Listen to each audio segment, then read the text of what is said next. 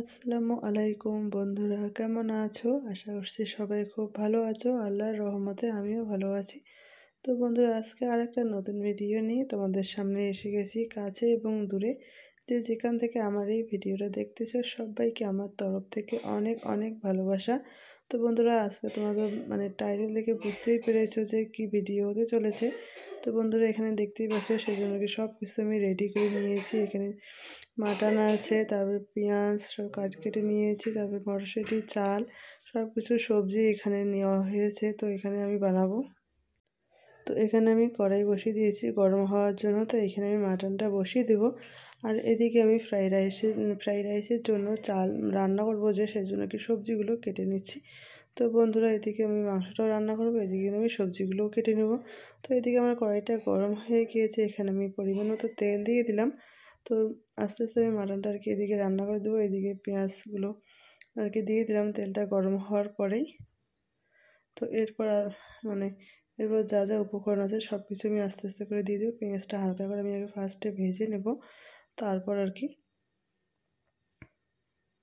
তো এখানে এই যে তেজপাতাও দিয়ে দিলাম, দিয়ে আমি নেড়ে চেড়ে নেবো পেঁয়াজটা যতক্ষণ না ভাজা হয়। তো এদিকে আমার পেঁয়াজটা মোটামুটি একটু ভাজা হয়ে গিয়েছে। এদিকে আমি পানি বসিয়ে দিলাম ফ্রাইড রাইসের জন্য। ভাতটা আমি রান্না করব, সেই ভাতটা বসার জন্য।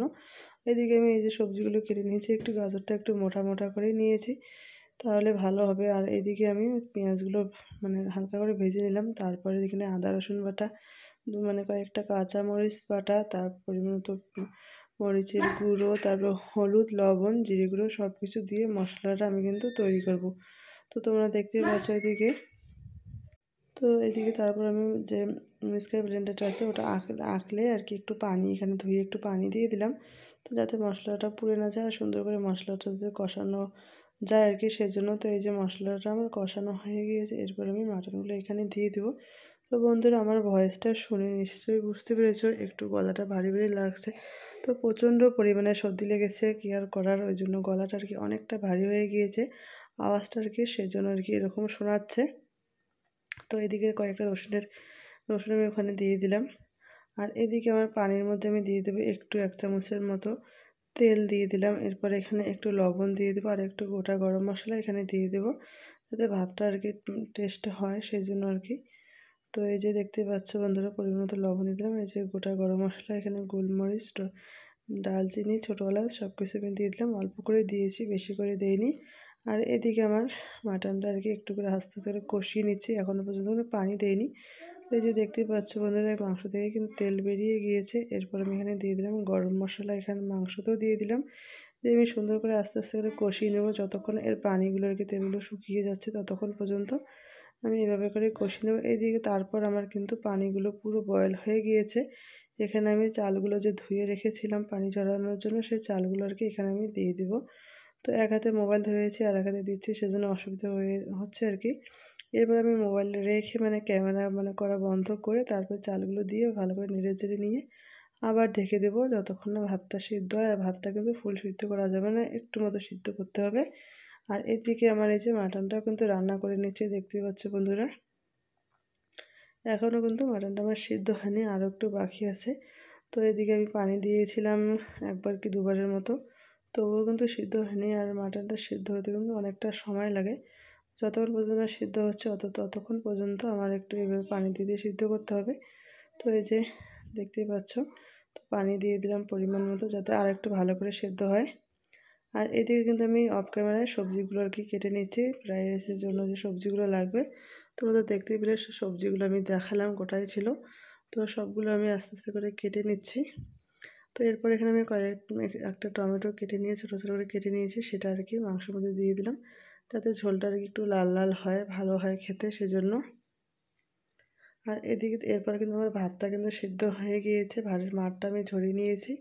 আর ভাতগুলো এভাবে করে একটু ঠান্ডা করে নিচ্ছি, যাতে ভাতগুলো আর কি নরম হয়ে ভেঙে ভেঙে না যায়, যাতে এরকম লম্বা লম্বা ভাতগুলো থাকে সেজন্য।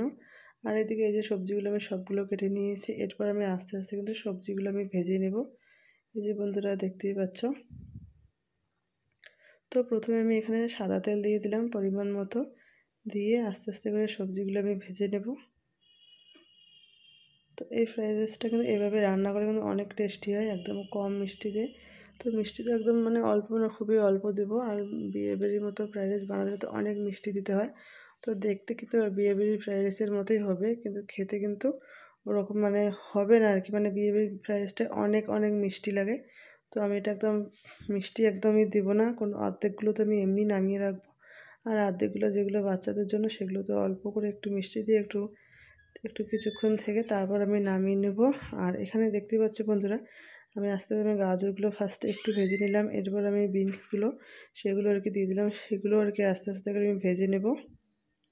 তো সবগুলো সবজি আমি একসঙ্গে দিব না, তাহলে কিন্তু সবগুলো সবজি মানে কোনোটা আগে হয়ে যাবে, কোনোটা পরে হবে, কোনোটা পুড়ে যাবে আর কি। সেজন্য আমি আস্তে আস্তে করে দিয়ে দিচ্ছি। প্রথমে গাজরটা ভেজে নিলাম, এরপরে বিনস আর ক্যাপসিকামগুলো এই যে দিয়ে দেবো, দিয়ে সুন্দর করে একটু খানিকক্ষণ আর কি আমি ভেজে নেব।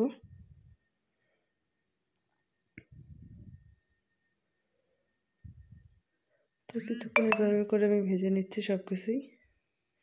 এরপর আমি এখানে মটরশুঁটি দিয়ে দিলাম, মটরশুঁটিগুলো দিয়েও বেশ কিছুক্ষণ আমি ভেজে নেব।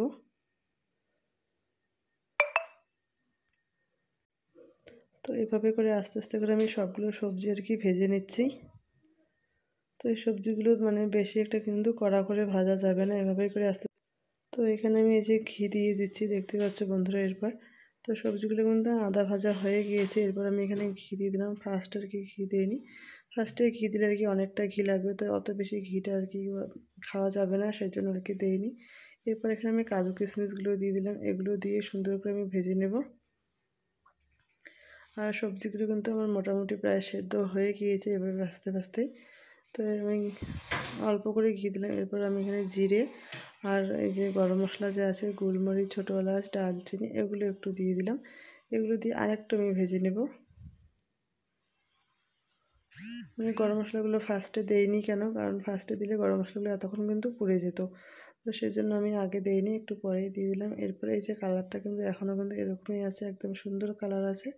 আর সবগুলো সবজি আমার মানে খুব সুন্দর সিদ্ধ হয়ে গিয়েছে, দেখতেই পাচ্ছ বন্ধুরা। এরপর এখানে আমি ভাতগুলো দিয়ে দিলাম, যেগুলো আমি ঠান্ডা করতে দিয়েছি, সেই ভাতগুলো এখানে দিয়ে দিলাম, দেখতেই পাচ্ছ বন্ধুরা। এখানে ভাতগুলো দেওয়ার পরে কিন্তু এখানে আমি লবণ দিয়ে দেবো, তারপরে আমি কিন্তু একটু জিরে গুঁড়ো দেবো, গরম মশলার গুঁড়ো দেবো, আর আমি দিয়ে দেবো মানে গোলমরিচ গুঁড়ো। আর এখানে আর কি দেওয়া লাগতো চিনি, মানে যে যতটুকু পরিমাণ চিনি খাও তো সেইভাবে সেই অনুযায়ী এখানে দিতে পারো। তো আমি চিনি দিব না, আমি অনেকক্ষণ মানে বেশ কিছুক্ষণ পরেই চিনি দিব।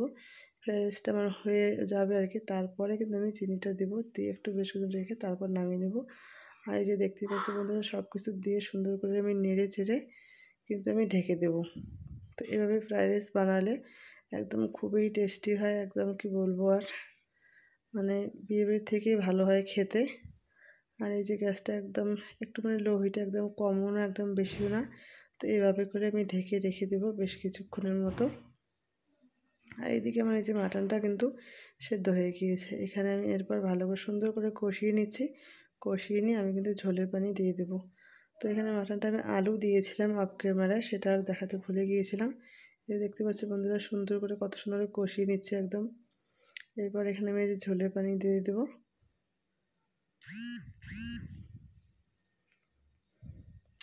পুরো লাল লাল ঝোল হবে মাটনটার, খেতেও কিন্তু বেশ হবে। তো এই যে ফ্রাইড রাইসটা আমি অর্ধেকটা কিন্তু এভাবে করে আমি নামিয়ে নেব। তো এই যে দেখতে পাচ্ছ, এটা একদম কোনো মিষ্টি দেইনি, একদম সুন্দর করে নামিয়ে নিলাম। আর এরপরে এই যে অল্প করে আমি চিনি দিয়ে দিলাম, এগুলো বাচ্চাদের জন্য আর কি, ওরা খাবে।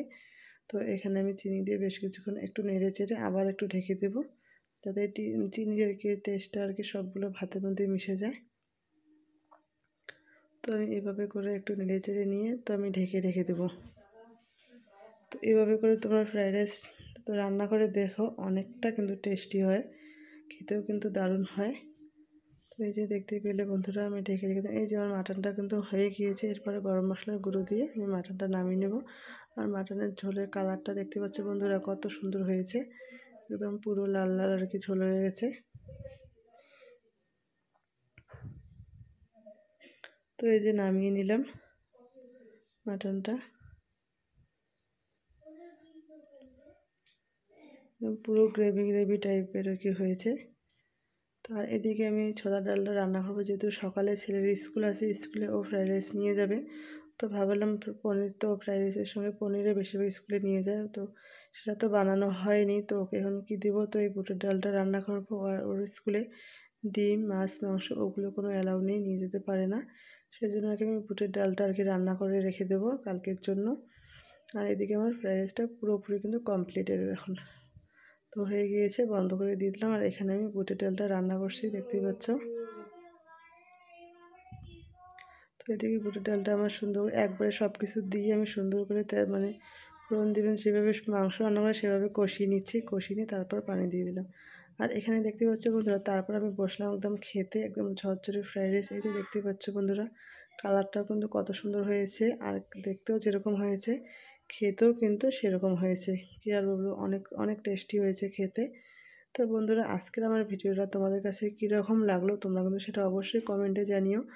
তো আর যারা আজকে আমার ভিডিওটা নতুন দেখতেছো সবাইকে আমার তরফ থেকে অনেক অনেক ভালোবাসা। আর যারা এখনও পর্যন্ত সাবস্ক্রাইব করোনি তোমরা কিন্তু অবশ্যই সাবস্ক্রাইব করে দিও, বেল আইকনটা বাজিয়ে পাশে থেকো। আর আজকের জন্য আমি এখানেই বিদায় নিচ্ছি। সবাই ভালো থেকো, সুস্থ থেকো। আল্লাহ হাফেজ।